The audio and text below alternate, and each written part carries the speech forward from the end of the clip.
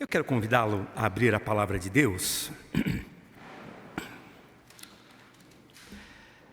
no primeiro livro de Samuel,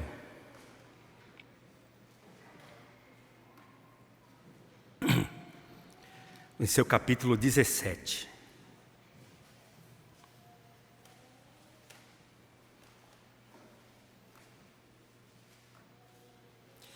E eu peço a sua cooperação.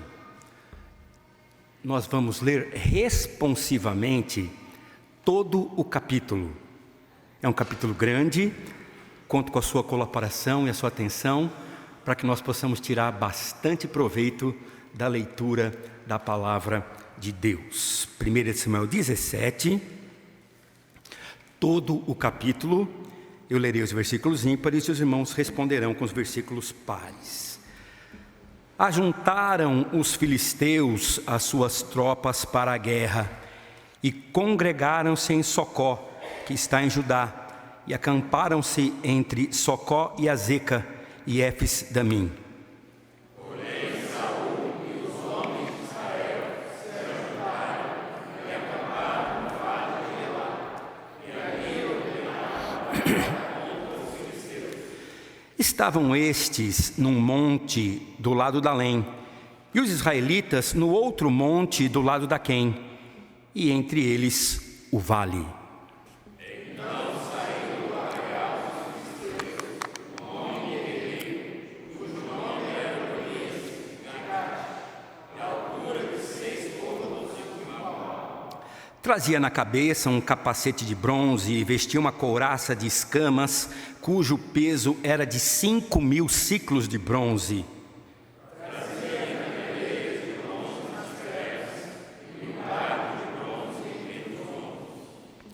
A haste da sua lança era como o eixo de tecelão, e a ponta da sua lança de 600 siclos de ferro, e diante dele ia o escudeiro.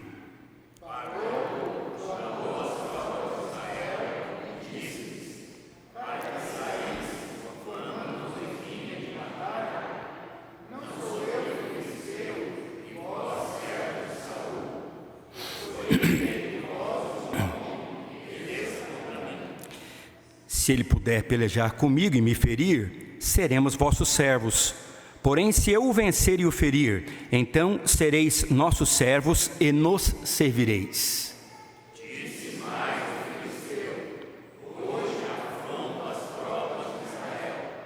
Dá-me um homem para que nos defendamos. Ouvindo Saul e todo Israel estas palavras do filisteu, espantaram-se e tremeram muito.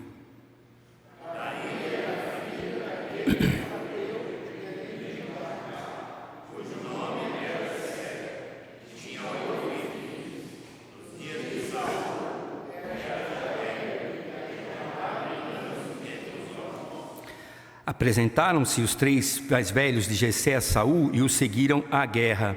Chamavam-se Eliabe, o primogênito, o segundo Abinadab e o terceiro Samá. Davi era o mais moço, só os 3 maiores seguiram Saul. Davi, porém, ia a Saul e voltava para apacentar as ovelhas de seu pai em Belém. Chegaram-se, pois, o filisteu pela manhã e à tarde, e apresentou-se por 40 dias. Disse Jessé a Davi, seu filho: leva, peço-te, para teus irmãos 1 efa deste trigo tostado e 10 pães, e corre para levá-los ao acampamento a teus irmãos. Porém, esses 10 queijos leva-os mandante de mim, e visitarás teus irmãos, e vê-se bem, e trarás a volta. Saul e eles, todos os homens de Israel, estão no vale de Elá, pelejando com os filisteus. Davi, pois, no dia seguinte, levantou da madrugada, deixou as ovelhas que lhe levaram, carregou-os e partiu, como Jessé lhe ordenara, e chegou ao acampamento, quando já estava saindo para formar-se em ordem de batalha, e ali se chamava. Os israelitas e filisteus se puseram em ordem, fileira contra fileira.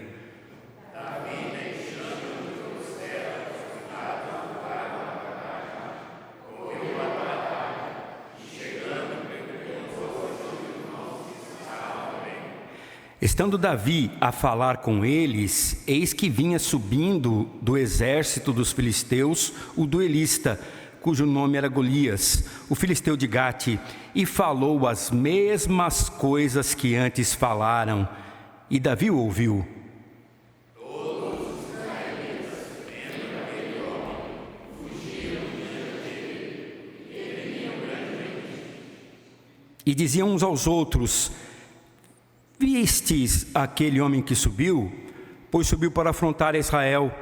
A quem o matar, o rei acumulará de grandes riquezas, e lhe dará por mulher a filha, e a casa de seu pai isentará de impostos em Israel.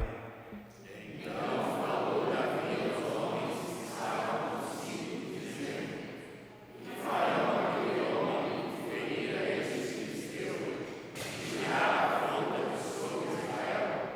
Quem é esses filisteus para afrontar o exército de Deus? E o povo repetiu as mesmas palavras, dizendo: assim farão ao homem que o ferir. Ouvindo Eliarás, seu irmão mais velho, falar aqueles homens, acendeu-se e disse: o que descesteis aqui, e a quem deixaste a casa ouvir o deserto? Bem conheço a tua resolução e a tua vontade, desceste apenas para ver. Respondeu Davi: que fiz eu agora? Fiz somente uma pergunta.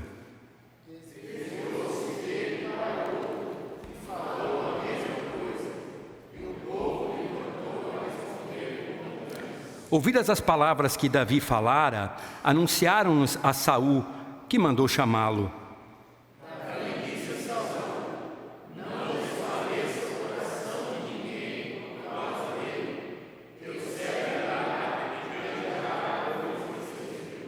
Porém disse a Davi: contra os filisteus não poderá ir para pelejar com ele, pois tu és ainda moço, e ele guerreiro desde a sua mocidade.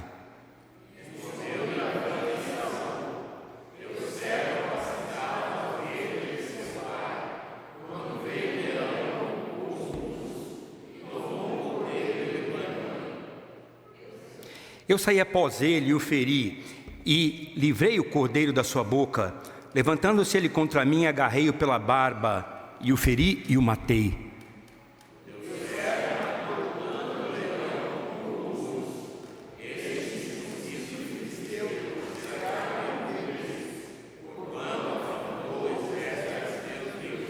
Disse mais Davi: o Senhor me livrou das garras do leão e das do urso. Ele me livrará das mãos deste filisteu. Então disse Saul a Davi: vai-te, o Senhor seja contigo.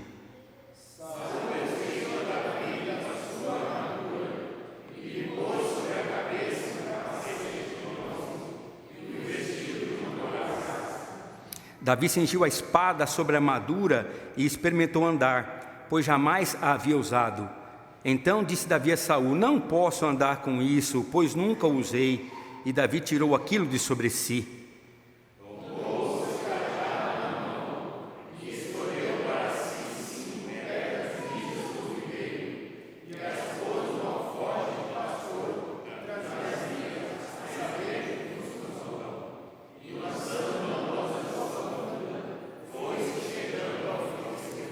O filisteu também se vinha chegando a Davi, e o seu escudeiro adiante dele. Olhando o filisteu, vendo a Davi, o desprezou, porquanto era moço, e jogou a guerra. Disse o filisteu a Davi: sou eu algum cão para vires a mim com paus? E pelos seus deuses amaldiçoou o filisteu a Davi.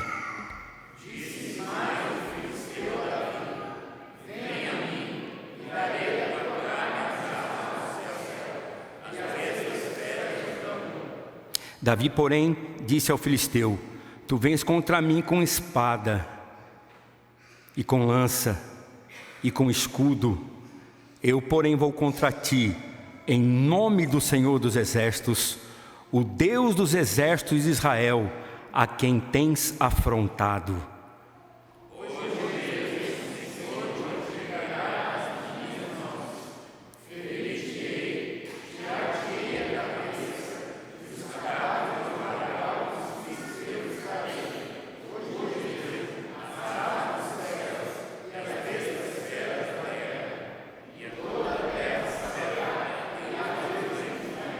Saberá toda esta multidão que o Senhor salva, não com espada, nem com lança, porque do Senhor é a guerra, e Ele vos entregará nas nossas mãos.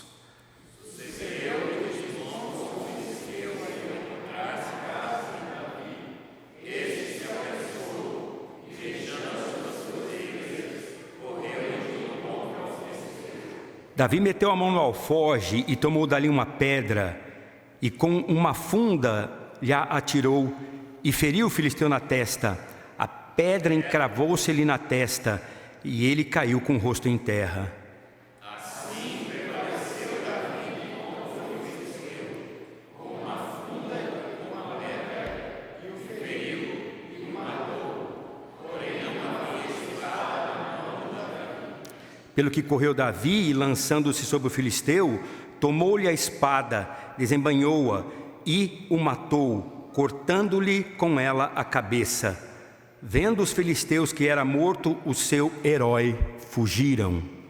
Então os homens de Israel e de Judá se levantaram e jubilaram, e perseguiram os filisteus até Gade e até a porta de Jericó, e caíram os filisteus feridos pelo caminho, e saíram até Gade e até Jericó. Então voltaram os filhos de Israel de perseguirem os filisteus, e lhes despojaram os acampamentos. Tomou Davi a cabeça do filisteu e a trouxe a Jerusalém, porém as armas dele pôs Davi na sua frente. Quando Saul viu sair Davi a encontrar-se com o filisteu, disse a Abner, o comandante do exército: de quem é o filho deste jovem, Abner? Respondeu Abner: tão certo como tu vives, ó rei, não o sei. Disse o rei: pergunta, pois, quem é esse jovem? Voltando Davi de haver ferido o filisteu, Abner o tomou e o levou à presença de Saul, trazendo ele na mão a cabeça do filisteu.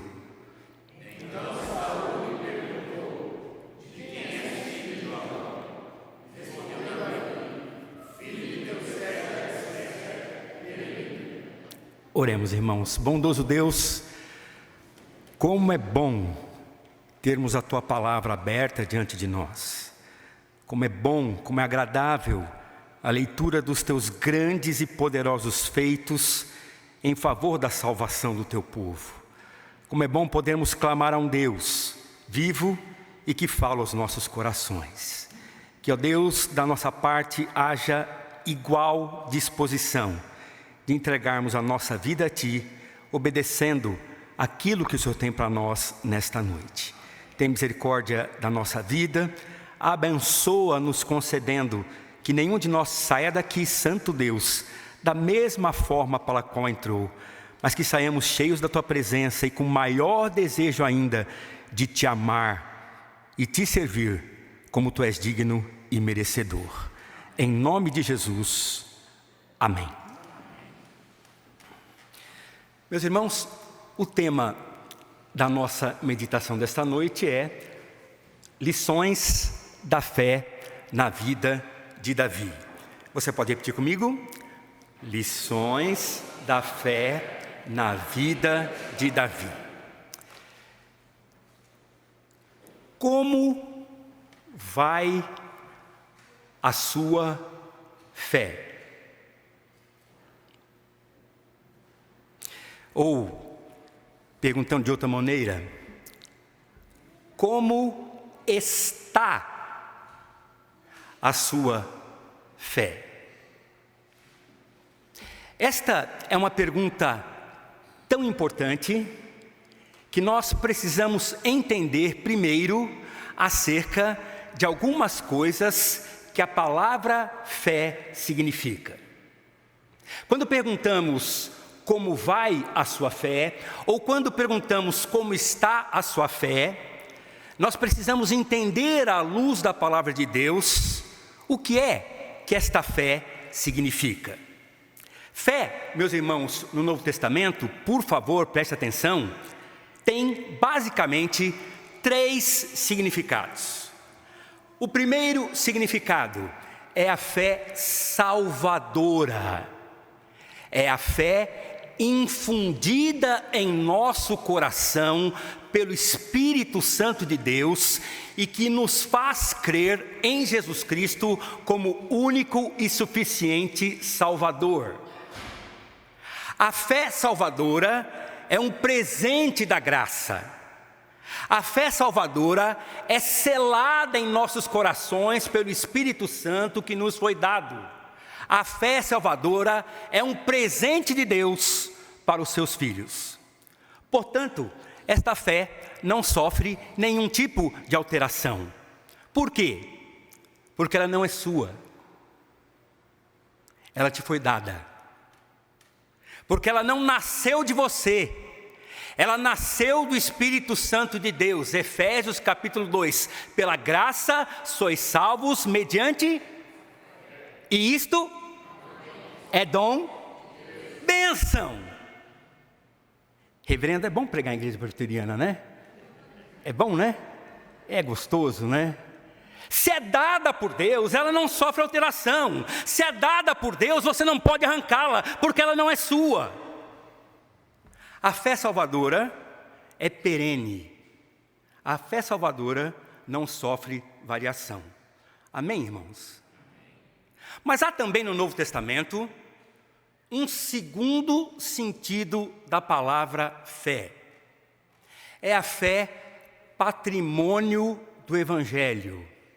É a fé que 1 de Judas, versículo 3 diz, pela qual nós devemos batalhar e que foi recebida de uma vez por todas. Fé, nesse sentido, é o didascalia, é o conteúdo das coisas ensinadas por Deus e que nós aceitamos. Creio em Deus Pai Todo-Poderoso, Criador do céu e da terra. Creio em Jesus Cristo, seu único Filho, nosso Senhor, o qual foi concebido por obra do Espírito Santo, nasceu da Virgem Maria, padeceu sob o poder de Pôncio Pilatos, foi crucificado, morto e sepultado, desceu ao Hades, ressuscitou ao 3º dia, está sentado à destra de Deus, de onde virá para julgar os vivos e os mortos. Creio no Espírito Santo, creio na Santa Igreja Universal, creio na ressurreição do corpo, creio na vida eterna. Amém? Amém? Esta é a fé conteúdo. É a fé no sentido das coisas que nós recebemos. E que maravilhoso, irmãos. Isso também não sofre alteração. Isso, segundo Judas, nos foi dado. E você deve lembrar sempre que o verbo dar, da parte de Deus, é sinônimo da graça em nossas vidas, é sinônimo da graça na vida da igreja. Amém, irmãos? Pastor, se o senhor está falando de fé, conteúdo, e isso não tem alteração, como é que o senhor pergunta da minha fé?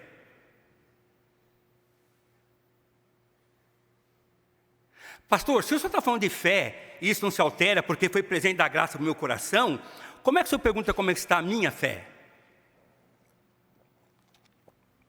Eu pergunto porque há um terceiro sentido da palavra fé na Bíblia, que é a fé para o dia a dia. Lembra-se do pai procurando Jesus para o milagre da cura da enfermidade do seu filho? Jesus pergunta para o pai: você crê? E o pai diz: eu creio, mas ajuda-me na minha falta de fé. Nós cremos, fomos selados pelo Espírito Santo, está dada a fé, ela não pode ser perdida, ela não pode ser abandonada, porque ela não é nossa, ela foi dada por Deus em graça ao coração de todos aqueles eleitos, salvos pelo sangue purificador e eterno de Cristo, o maravilhoso e eterno Redentor da nossa vida. Amém, irmão? Como é bom gozar dessa fé!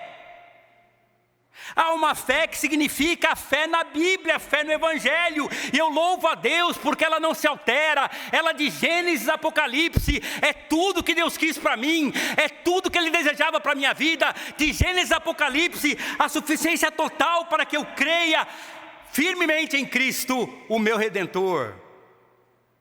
Essa fé também não altera, irmão. Glória a Deus. Só glória a Deus. Oh, espontâneo assim é lindo, hein? É fantástico espontâneo assim. Mas existe a fé na qual Jesus olha para os discípulos no barco e diz: homens de pequena fé. A fé que é de fé em fé e de glória em glória. A fé que é para domingo, segunda, dia após dia. A fé na qual eu creio no poder de Deus para usar a sua igreja. A fé na qual eu creio na bondade de Deus em transformar minha família. A fé na qual eu creio que o milagre acontecerá. A fé na qual eu creio que jamais, jamais, jamais as obras da carne, as obras das trevas, as obras do inferno poderão obstaculizar a obra de Deus. Essa é a fé na qual nós devemos sempre crescer.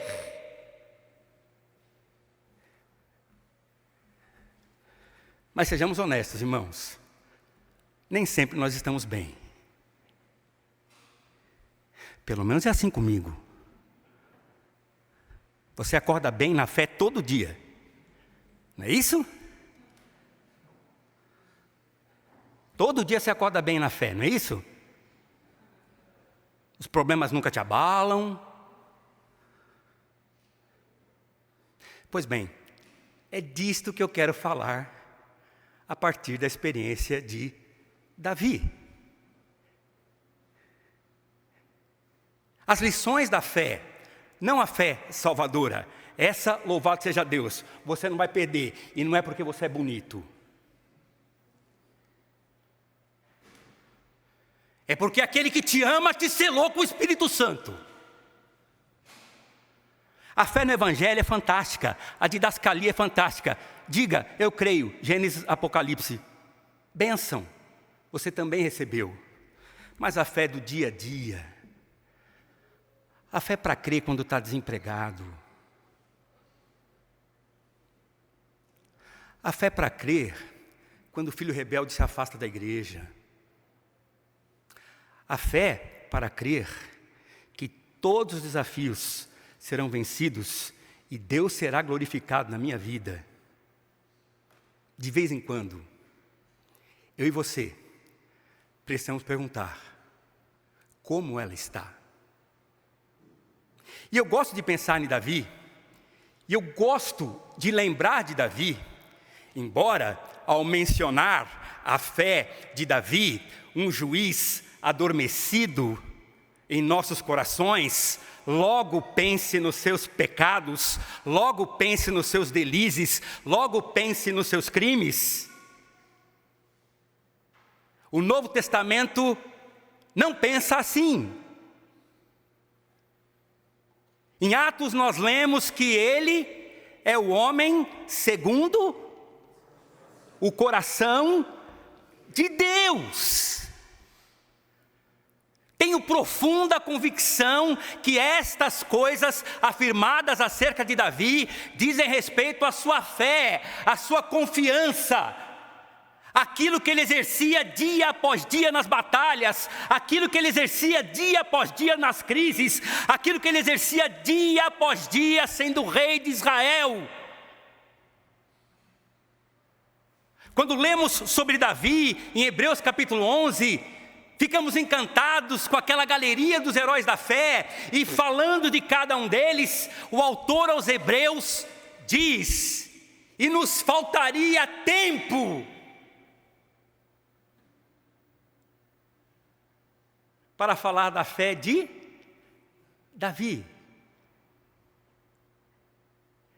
Filho querido, minha irmã, é disso que eu quero falar com você nessa noite. Então eu faço a pergunta de novo: como está a sua fé? Como vai a sua fé? E na certeza que Davi tem lições preciosas para a nossa vida, eu quero conversar com você acerca do texto que nós lemos. Como é gostoso ler a Bíblia, né, gente? Amém, irmãos? Muito feliz de ler a Bíblia com os irmãos. Calvino pensava, se nós só lermos a Bíblia, só orarmos a Bíblia, só cantarmos a Bíblia, nós nunca iríamos errar. Como é bom ler um capítulo desse. E eu quero chamar a sua atenção para a primeira lição da fé de Davi nesse capítulo, que é uma fé que pensa biblicamente. A primeira lição que eu e você precisamos aprender com Davi para o dia a dia, para as lutas, para os embates, para os momentos de tristeza, para quando estivermos no barco e a tempestade for terrível, é que eu e você precisamos aprender a pensar todos os dias através da Bíblia. Essa é uma coisa fantástica da fé evangélica. Bíblia e fé sempre andam juntas. E se você quer para o seu dia a dia esta fé que vence Golias, pare de pensar que você é o bonzão. Pare de pensar, como alguns púlpitos estão ensinando hoje, que você é o suprassumo dos escolhidos de Deus. Pare de pensar que você precisa ser alguém de boa autoestima. Pare de pensar que você é alguém que precisa sempre andar em vitória, vitória e vitória, com esse ufanismo completamente contrário à palavra de Deus. Pare com estas coisas. Davi não venceu Golias por causa da autoestima. Davi não venceu Golias porque ele tinha foco, como dizem alguns pregadores hoje em dia. A fé de Davi foi vibrante e viva para vencer Golias, porque ele pensou as situações da vida através da palavra de Deus. Preste atenção nisso, por favor. Essa é uma situação terrível, terrível. Israel sendo atacada. Lembre-se, os inimigos estão no vale que chega em Jerusalém. Você tem visto o noticiário, você tem visto o drama, as tropas russas chegando em Kiev e cercando a capital. É esse o drama de Israel. E há uma situação na qual Israel não pensa biblicamente e na qual a mesmíssima situação Davi pensa biblicamente. E não pense que nossos irmãos, por favor, eram covardes. Mas eles não conseguiram olhar para as circunstâncias, eles não conseguiram pensar nas situações como Deus queria. O gigante Golias era duro de encarar, irmãos. O texto fala que ele tinha 2,70 metros mais um palmo. E eu sei onde estou, viu? Eu sei onde estou. Ô, Valim, você pode ficar em pé para mim, por favor, Valim? Eu sei onde estou, viu, irmãos? Com licença.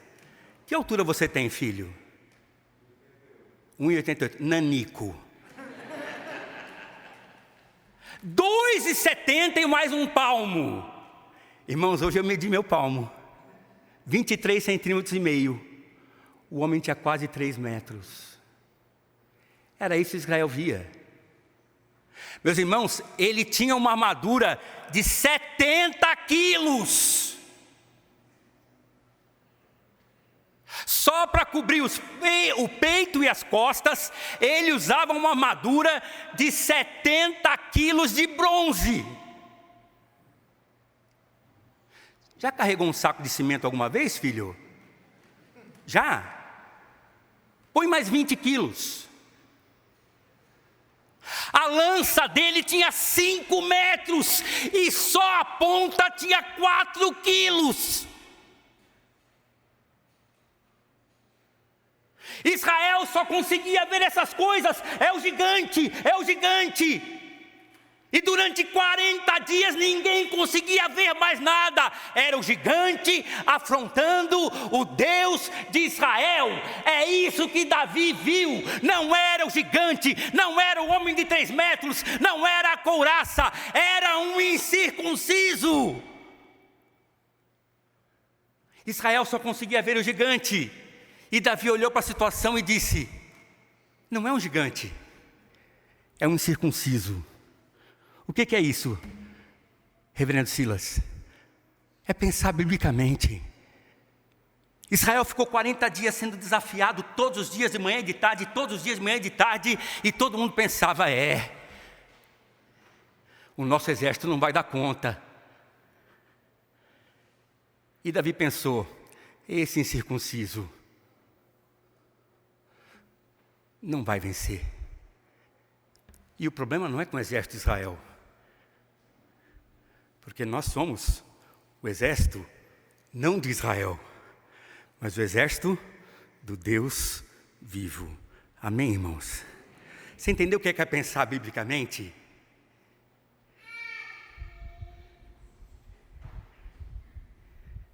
Você está olhando para o Golias ou você está olhando para a Bíblia? Perceba, é a mesma situação. Nossos irmãos não eram covardes, não. Eles viram um mundo real, mas esqueceram de trazer a mentalidade, esqueceram de trazer o óculos da palavra de Deus para entender: não é o gigante, é o incircunciso, não é o nosso exército, é o exército do Deus vivo. E se você, meu irmão, quer crescer na fé, eu repito, fé e Bíblia sempre andam juntos. Fé e Bíblia sempre andam juntas, melhor dizendo. E cabe a pergunta novamente: como é que está a sua fé? Como você olha para as circunstâncias? Como você olha para as lutas? Como você olha para a crise econômica da Covid? Como você olha para a guerra na Ucrânia? Como você olha para a Cacolândia, no centro da cidade? Como você olha para a sua família em crise? Todas essas coisas exigem de nós uma decisão firme de andar pela fé, confiantes em Deus. E o que isso significa? Olhe para todas as coisas. A palavra final não está com Biden, a palavra final não está com Putin, a palavra final não está no grande poder de destruição das armas atômicas. A palavra final está com o Senhor Jesus Cristo, que vive e reina para sempre e voltará para buscar a sua igreja em glória e triunfo, e todos os reis da terra se dobrarão ante ele.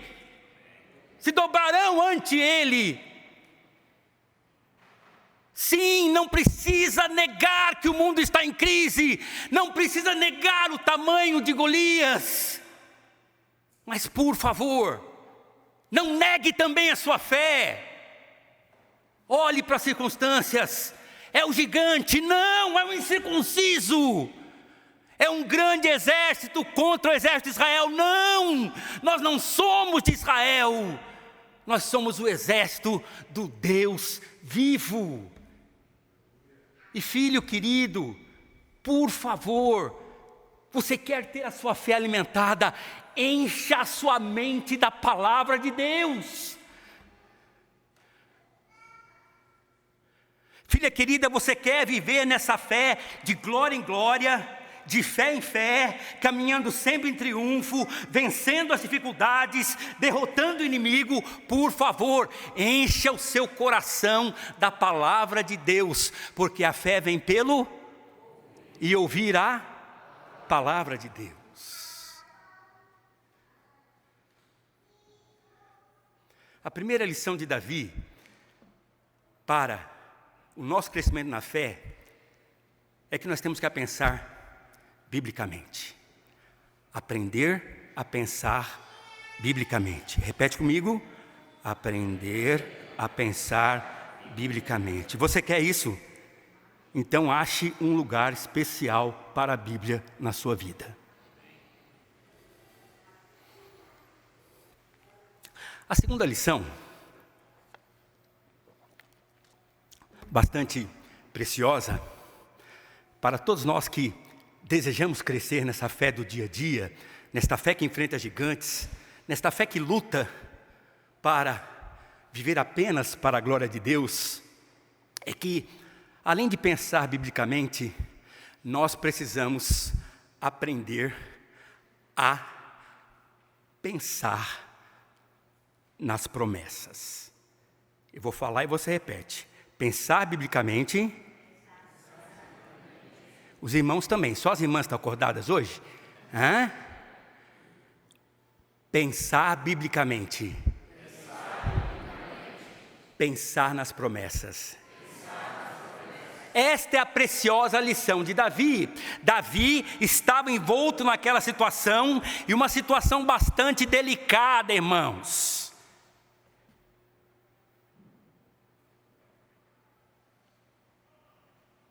As tropas estão umas diante das outras. O pai de Davi está preocupado.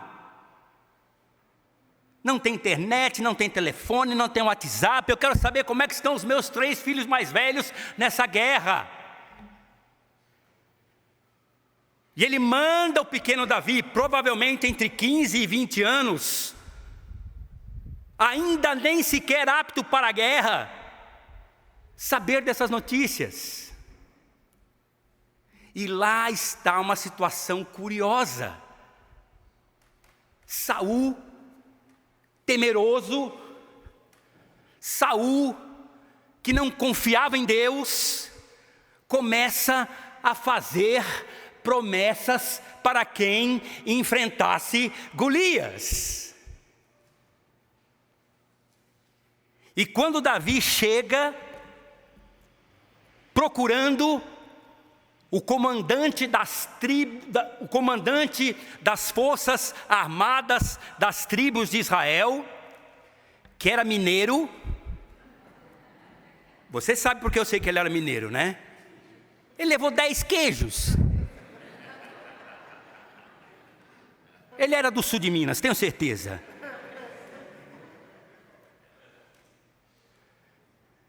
Irmãos, a situação é uma situação terrível. Davi passa e ouve a notícia que o rei manda espalhar no arraial do exército de Israel: a quem enfrentar o gigante Golias, o Senhor o coroará de bens, o Senhor rei o dará a filha como esposa, e o Senhor isentará a sua casa do imposto de renda. Oh, glória! Só o imposto de renda aqui já melhorava a vida da maioria de nós, né, irmãos? E é curioso, essa notícia se espalha entre os soldados. Davi passa e ouve. Mas quando Davi ouve, aquilo lhe parece impressionante. Qual é a promessa do rei? Ele pergunta novamente: escuta, o que é que está acontecendo? O que é que o rei disse? Coroará de bens. dará a filha como esposa, e isentará a sua casa de impostos. Quando Davi está conversando, ouvindo essa segunda vez, chega o seu irmão Eliabe. Eliabe era o primogênito. Eliabe, doido da vida com o moleque Davi, porque já sabia que Deus o havia escolhido. Eliabe chama a atenção de Davi: seu moleque, você veio só para ver a guerra, você veio só para observar a carnificina. Dá uma bronca terrível em Davi. E sabe o que Davi fez, irmãos? Davi pergunta a terceira vez: o que é que vão fazer aquele que enfrentar Golias? O rei o coroará de bens, lhe dará a filha por esposa e isentará sua casa de impostos. Você está entendendo o que é pensar nas promessas?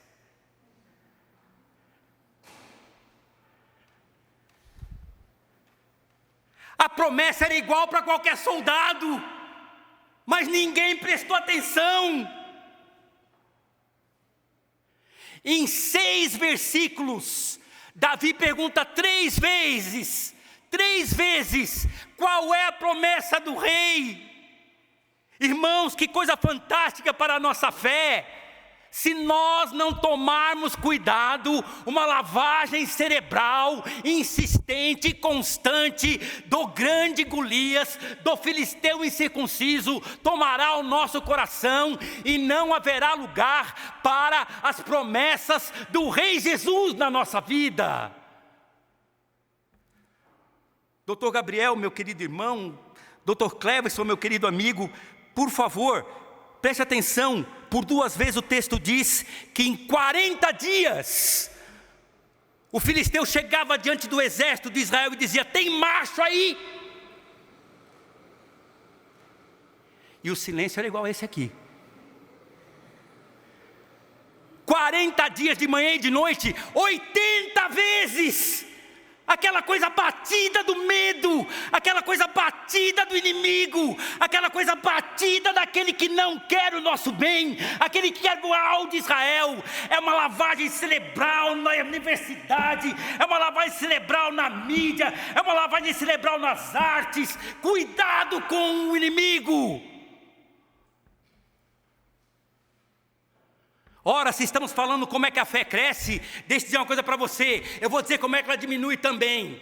Ouça Golias!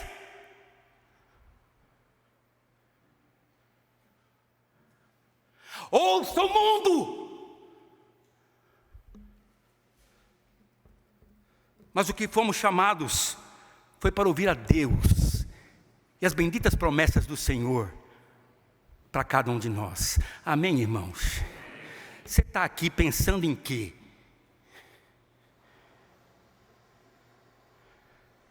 O terreno da fé é germinado com as promessas de Deus para a nossa vida. Amém? As promessas. As promessas.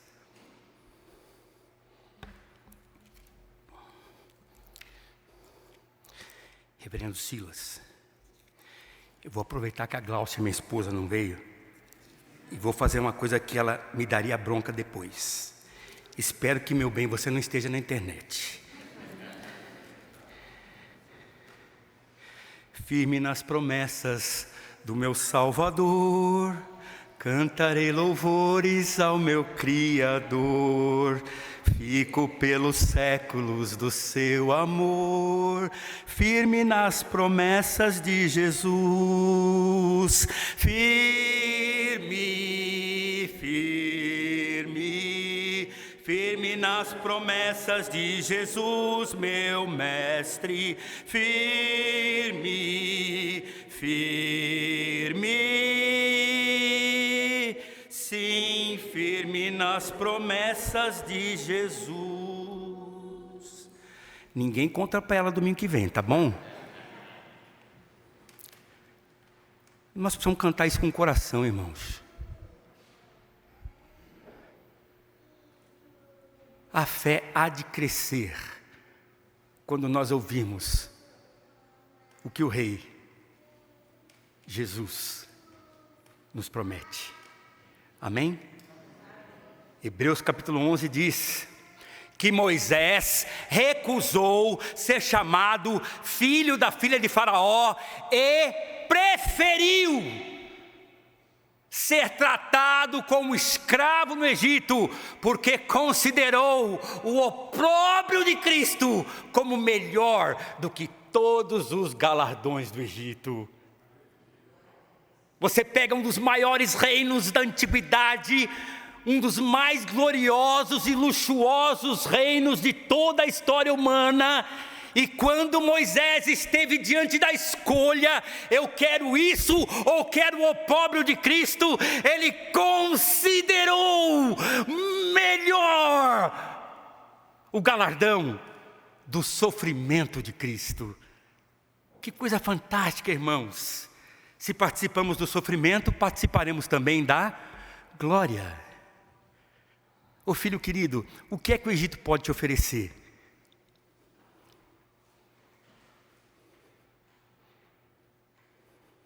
Ô filha, o que é que os reinos deste mundo podem te oferecer?